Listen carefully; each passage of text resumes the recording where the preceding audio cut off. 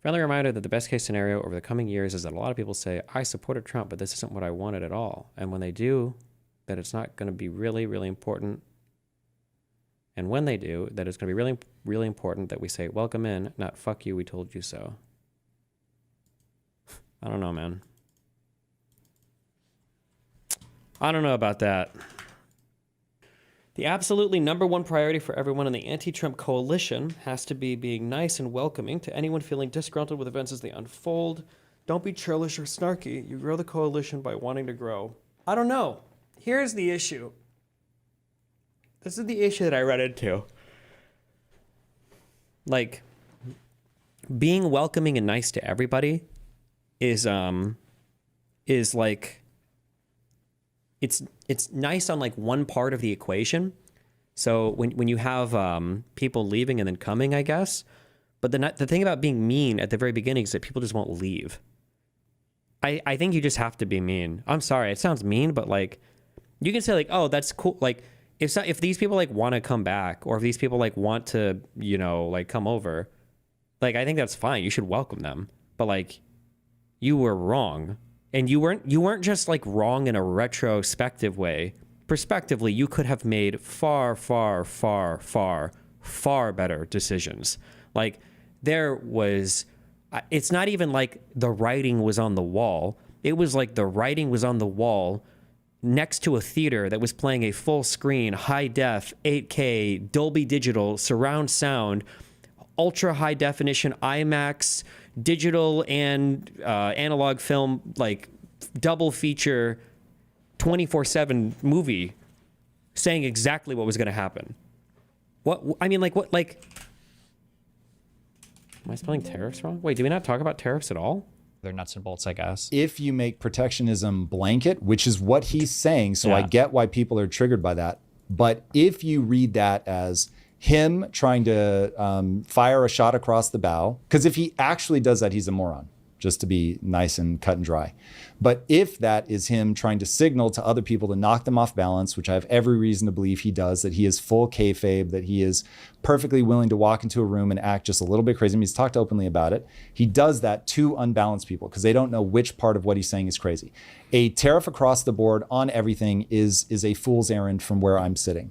But a selective tariff to protect certain industries, I think, does make potential sense.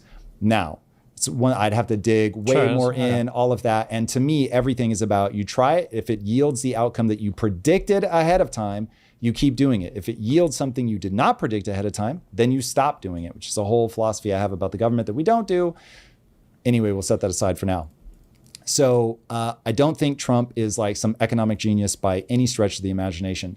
But the second that you say, we are going to tax unrealized gains, I'm out. That's a level of financial illiteracy that is, and look, that's not the only thing, but that was the one where I was like, whoa. Okay, the taxing unrealized gains over a certain amount is incredibly stupid. Yep. It's not even close to as stupid as Trump's tariff idea. Not even remotely close. I'm saying everything. It's not even remotely as stupid That isn't true. Look, this is where we're going to disagree. They're both terrible, so yay, no problem.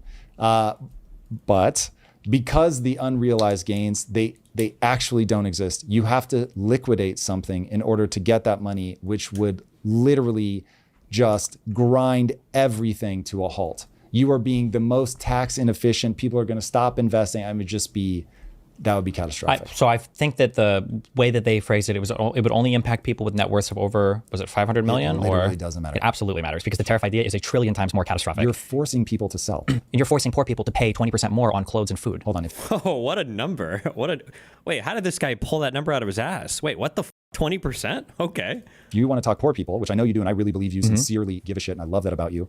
The only thing to talk about is inflation. The second you print money, you are What do you think tariffs would do? Tariffs would cause tons of inflation. Remember, you have to map me. So my thing on tariffs is that most of it's posturing, that he's going to do it selectively. And if he doesn't, and he really does it across everything, he's a moron. But he's already done tariffs. Why would we not assume he wouldn't do more? But he did. Past behavior can be indicative of future behavior. Tariffs would cause inflation, and tariffs would hurt poor people more, right? I'm not even being like ultra like prescient here. I'm not being like super smart. I'm just like literally just like, I'm like, this is like no, I guess I'm doing the meme backwards. This is like the 100 IQ take. It's like, well, hold on. There's like one guy who's like, oh, it won't happen. And then there's like the guy like, oh, it won't happen. And then the other guy's like, well, it's just a thing for posturing. And he's just doing this. He's not. And then there's like the 100 IQ guy. And he's like, wait a second. So this guy did all this shit before, right? And then the dumb guy is like, oh, so what? And the smart guy's like, well, you know, there were things hampering him in that last administration. And the 100 IQ guy's like, well, I think if he did it before, he's probably just going to do the same shit again, right? Like, wouldn't that make sense? Because he's also saying he's going to do it again, right? So he's done a lot of it before, and he wanted to do more. And then he's running on doing the same shit again. And then he says he wants to do the same shit. And then he's picking all the people to help him do the same shit. And then now that he's in office, now he's doing the same shit. Was any of this a surprise? Like, at what point is it like, whoa, what? Tariffs reasonably well. But he didn't, though, right? It just increased the cost of goods in the United States. We didn't actually bring anything. Sometimes where you want to do that. So take the chips, for instance. If we're really trying to onshore things, or take things that are weapons manufacturing, anything that's in that chain, even if it's slightly more expensive for us to do it domestically, we need to do it. Because I think, and I do not want to be dictator, very much because I think I'm very fallible. How can we change our language to where you're firm, attractive, but not condescending? I don't know. Do what I do. Tell people, hey, you were a moron. But that's okay. Everybody's dumb sometimes. And then you move on. It's easy. Just don't do it again. Why is there so much why I left the left stories, but so few why I left the right stories? Do they exist, but we just don't hear them? I don't know what the dynamic is or why, but when people on the right are willing to suck off Trump, you're automatically welcomed back with open arms. On the left, once you've like committed some fallacy, you're never welcome back, and it doesn't matter. And if you were on the right, you're never welcome because they never trust you. I don't know why lefters cringe like that. It might be because a lot of the far left purity testing grew out of people who were leeching off of other successful political movements, and they don't know what it's like to build a successful political movement. They just know what it's like to be popular on social media. So maybe it was born out of the right's kind of ruthless political efficacy. Like, we can't win elections if we alienate or shun everybody. So as long as you're willing to vote for us, we'll take you. But on the left, they'll shun whoever they want because it's all about social capital and purity testing. They don't actually give a fuck about governance at the end of the day because most of them are too young to care about governance. Maybe. I don't know. That's like off the top of my head. I don't know. There might be better reasons, but did they do that intentionally, or was it downstream of their intuitions and positions? I don't know. I truly don't know. It could be a function of age or other things. Like, could all of the double standards be explained by Trump being a cult of personality? If not for Trump, it would be the same standards right and left. I don't know. Also, don't call Trump a cult of personality. The Trump stuff is just a cult. That's just a cult. I feel like cult of personality is like a softer version of cult. It's like the fun version of cult, but it's no longer a fun version of cult. It's just a cult.